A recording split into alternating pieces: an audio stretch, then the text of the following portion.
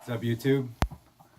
So I'm not going to do any shooting, so if you're going to get butthurt by that, you might as well go now. It's just to talk about why I choose CQBSS on my SCAR 17 versus the Elcan Specter DR 1.5 to 6.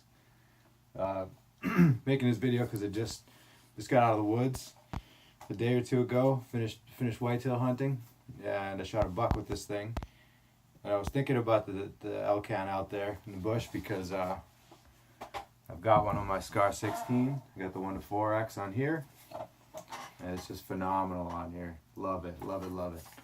It is a true red dot. For those who are concerned that it might not be like an aim point, it's fantastic as a red dot. Red dot's super bright.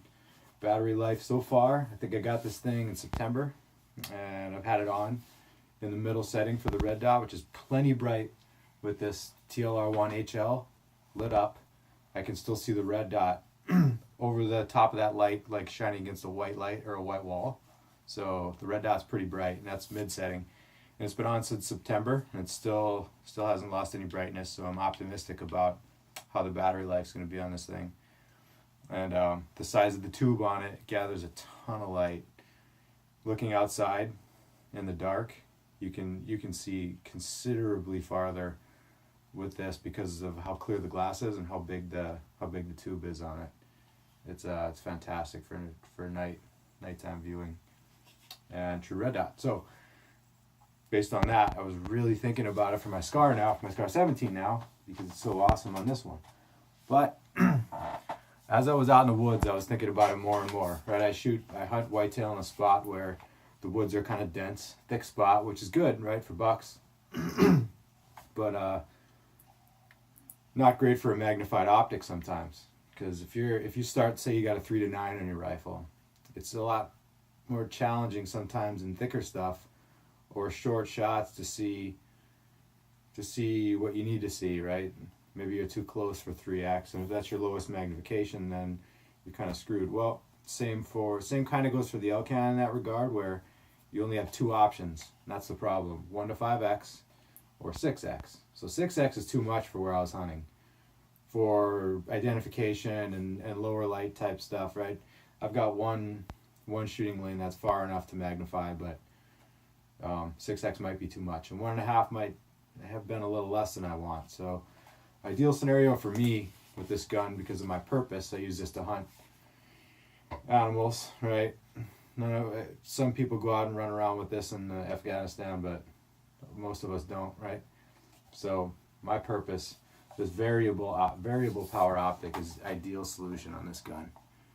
And not to mention the CQBSS glass is fantastic. 34mm tube, gathers a ton of light.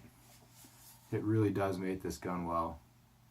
The farthest I've shot this is about 450 yards, and 8x was plenty of magnification out that far. I like to think I could shoot 800-900 at a body mass style target and easily score hit after hit with this thing.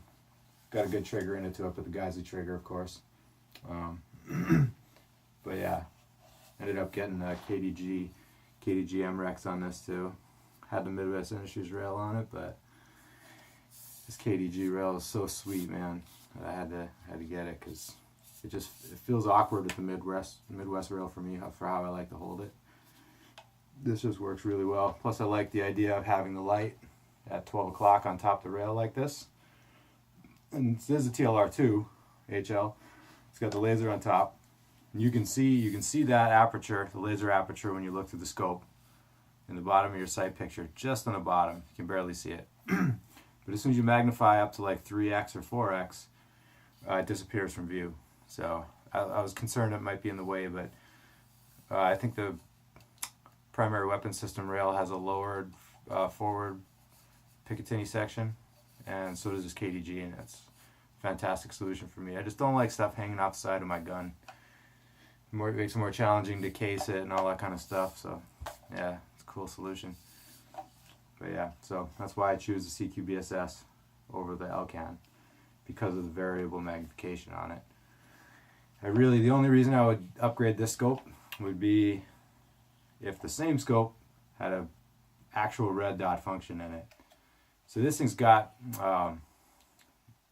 magnified illuminated reticle, but it's not daylight visible.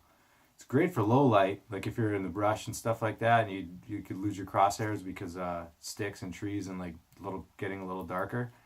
The illuminated reticle works really well for that type of scenario, extremely well. But if this thing came out, or a scope in this class came out with a true red dot function, in a package like this, 1 to 8, I would definitely have to get it. I hope they don't, because it'd probably be really expensive. And I'll have to sell a bunch of stuff so I can get it, but yeah, so that's why for me, the CQBSS is just the perfect scope, because for hunting, especially if you're hunting in the bush, in the trees. Yeah, so anyway, thanks for watching. Hope you enjoyed. Have a good day.